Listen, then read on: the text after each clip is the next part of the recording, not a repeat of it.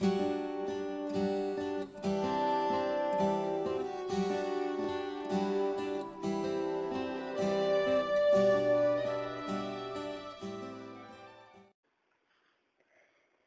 is the apple.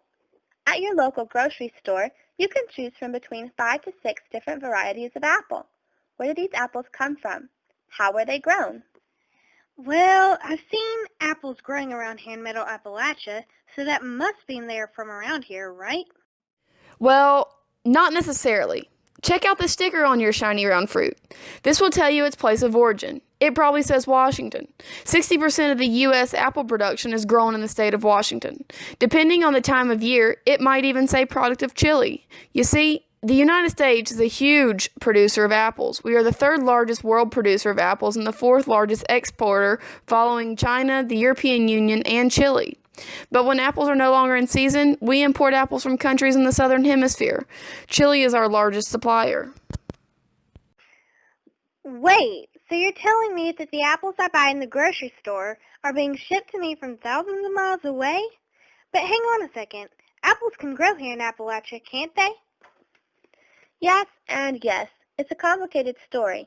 In fact, apples used to be grown here in Southwest Virginia on a pretty large scale. Dr. Stanley and Tim Hensley can explain it to you better. The largest commercial apple orchard in the state of Virginia was in Chilhowie, the Bonham Brothers apple orchards. And they had apple orchards all over this part of Virginia. They had orchards down in western North Carolina. They had dozens of apple orchards, and they raised a number of different kinds of varieties. Plus they had at least one processing plant where they canned apples, they made apple sauce, they made apple juice, they did all that sort of stuff. And all of it was produced in Chilhowie and shipped from Chilhowie. And then, and that was in the early years of the 20th century. If you go to Chilhowie now, when you get off at the Chilhowie exit, there's a big house right there. That was Mr. Bonham's home, and the orchard was, as you go back toward Whitetop, on that road that goes under Interstate 81. Yeah. There's a road.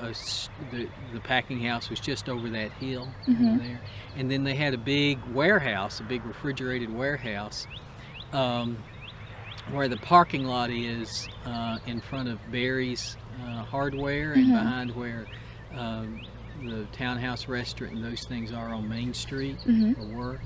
And they could ship by rail out of there. And everybody, I mean, all these farms had a small apple orchard, about the size that I've got here, and then there were some big commercial apple orchards too. A lot of apples produced in Botetourt County and Bedford County. A lot of roadside stands. But in the what caused the demise of all of that was the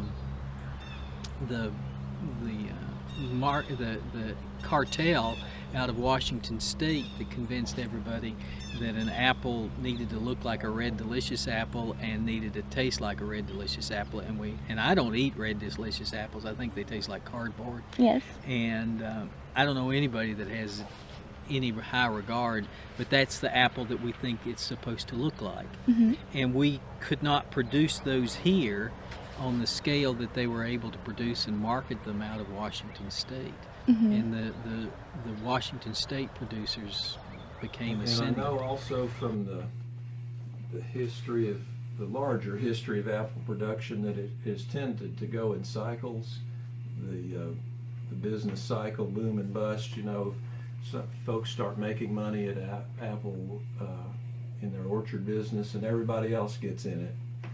And then the market, and then there's more competition, and then the market begins to drop out. I think that may have been part of what happened up in Scott County.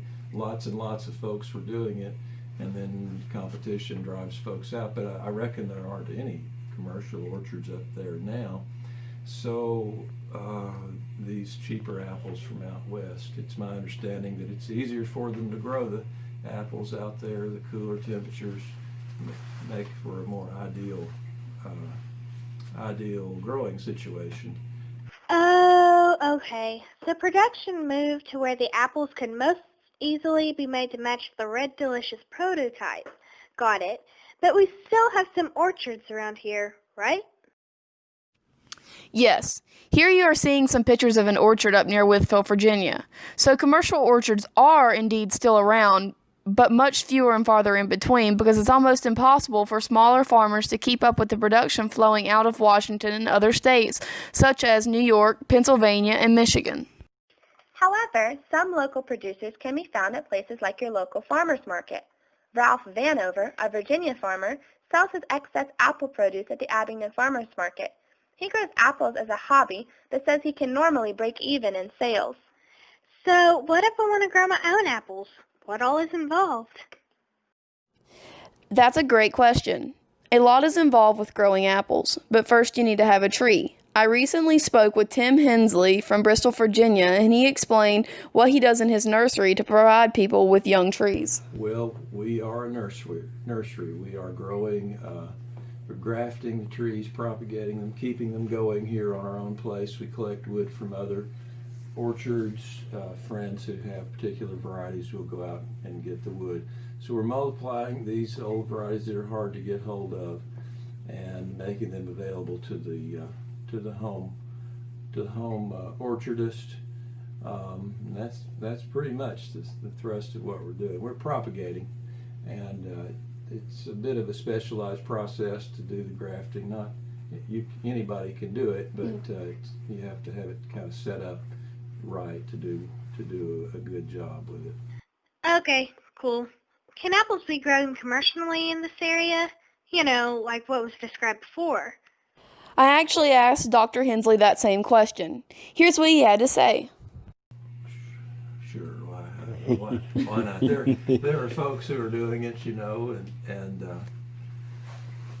if we're careful about the apples that we select, then that we plant and can create some demand, then that go a long way and make it easier to grow the trees. I know apples are a lot of work. I've heard that they need a lot of pruning, a lot of spraying, and they have to be picked by hand.